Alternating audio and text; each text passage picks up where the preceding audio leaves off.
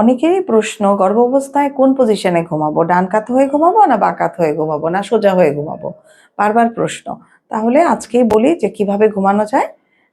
আমরা প্রথম ট্রাইমেস্টারে শোয়ার উপর কোনো কিছু রেস্ট্রিকশন দিব না। আপনি উপর হয়ে ঘুমাতে পারবেন, ডান কাত বা কাত সবভাবেই ঘুমাতে পারবেন, কিন্তু আপনি সবসময় চেষ্টা করবেন যে আপনার পেটে কোনো যাতে প্রেশার না পড়ে, এভাবে আপনি ঘুমানোর।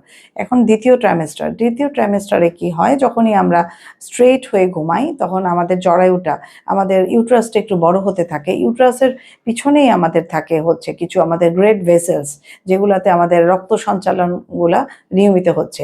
আর তার নিচেই কিন্তু আমাদের থাকছে স্পাইনাল কর্ড এবং স্পাইন, আমাদের কিছু হাড়, মেরুদণ্ডের হাড়।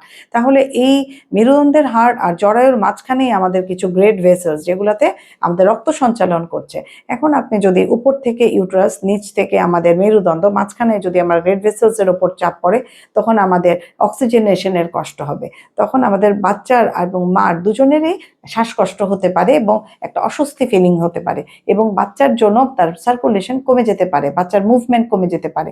তখন আমরা সঙ্গে সঙ্গে আমরা বলি মাকে আপনার পোশ্চারটা আপনি কিছু চেঞ্জ করেন, এবং আমরা বলবো একটু বাঁ দিকে কাত হয়ে শুতে। ডান দিকে কেন না, আমাদের জরায়ুটাই মেয়েদের জন্মগতভাবেই ডান দিকে একটু কাত করা।